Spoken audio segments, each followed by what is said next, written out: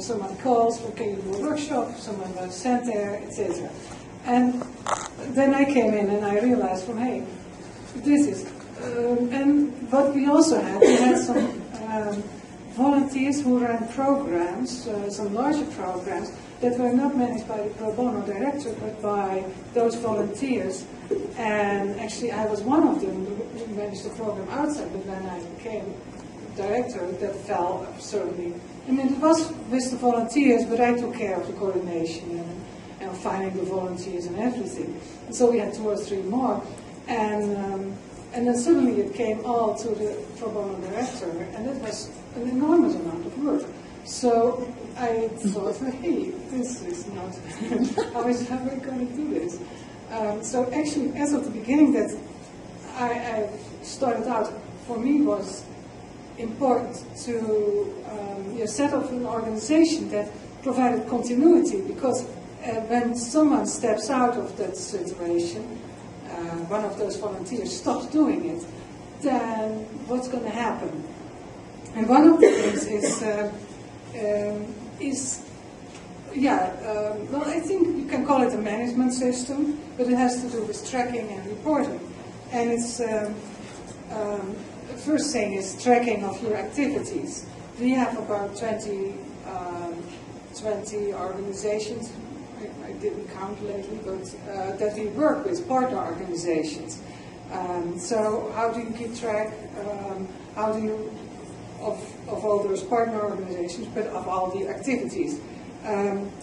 What about volunteers? We have now 78 volunteers on our list. And every volunteer is different. Some volunteers are new planners, some volunteers have been on the committee for years, they don't come anymore to meetings, but whenever you ask them to do something, they're willing to do so. So you have to treat every volunteer differently.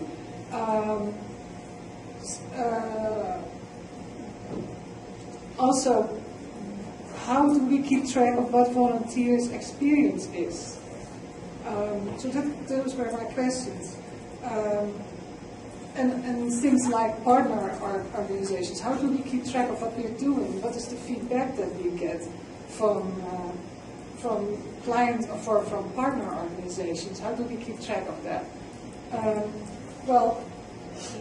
then of course Amira's questions every month with how many volunteer hours did you spend and how many client contacts did you have? No one had any idea of this. And I realized that it's important, because it's important that you can show to, for instance, the board of the FPA in New York, from, hey, what are we doing? Well, now, fortunately, we have some board members that are also on the committee, so they know what we are doing. And we have a list of all the volunteers, and we have a list of all the partner organizations. But how much in reality the effect is of our work, and also how effective is what we do. That's sometimes another question that I pose myself. Well, we have all these volunteers and we send them out, but how many clients do we really touch upon, and how many hours do we spend? What is the effect of everything? So one thing that I started using was volunteer management that Amira provided, and I think that Charlotte is also using it. That is, it's called My Volunteer Page. I think it's very useful for keeping track of our activities and of communicating our activities, which is really a very long list. I mean, we have so many assignments every week, and so how it works is that every volunteer creates a profile online, and as pro bono director or someone else, administrator, you create an assignment. So you can give a lot of information about the assignment, what it is, a kind of a workshop, what volunteers you want, where it is, partner organization, date, time, and a volunteer can after creating his own volunteer page, can go into that website and see all the assignments and sign up for it. If you don't get anyone signed up, you as administrator can do a search, because in the profiles that volunteers created, they can point out what they're interested in, whether they're interested in doing workshops, doing individual financial planning, or whether, for instance, in New York it's important location. Are people willing to go only to work in Manhattan, or also in the Queens, or in Bronx, or in Brooklyn? So these volunteers mention that on their profile, and I can do a search. It's actually one of the things that I found very practical. Well, if I have an assignment in Queens, who's interested or is willing to go there? Sometimes people that live there. How can I find them? And in the beginning I thought, well, I know most people and know where they live. But with 78 you have a lot of people. So that's what I used the software for. It is kind of a struggle. I'm getting to know it better and better, and we use more facilities now. But especially now, I found a volunteer available who's updating it, because that was my problem of updating it every time.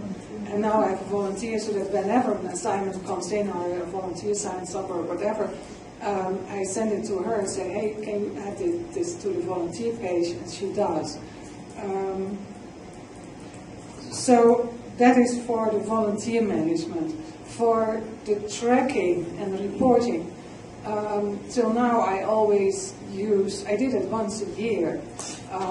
We used the roadmap for success. So around May, June, I got a question from the board to report about what we were doing, and then in the roadmap to success I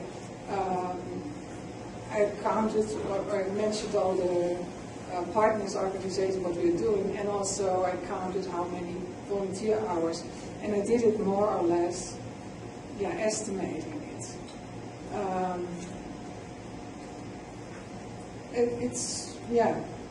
It's still something that I haven't completely figured out how to do.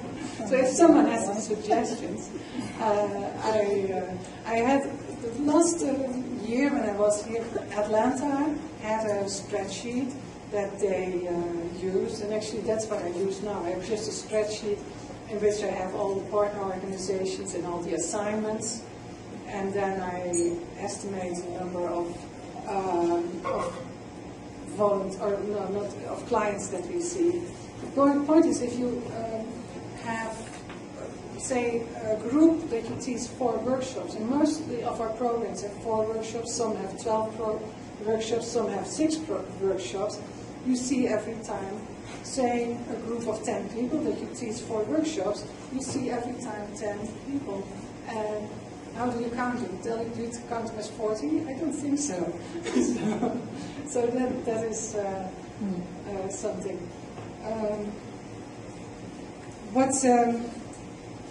But with Miles, I'm going to try to get this under control, and I really think it is so very important to do this. Also, I don't know whether you heard about the government relations and the state councils that the chapters are working on now.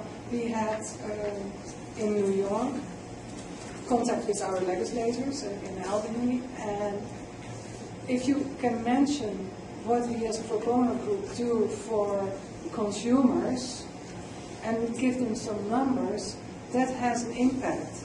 It really has. So I can only encourage you to do that. So does anyone have any suggestions? Because that's what I came for.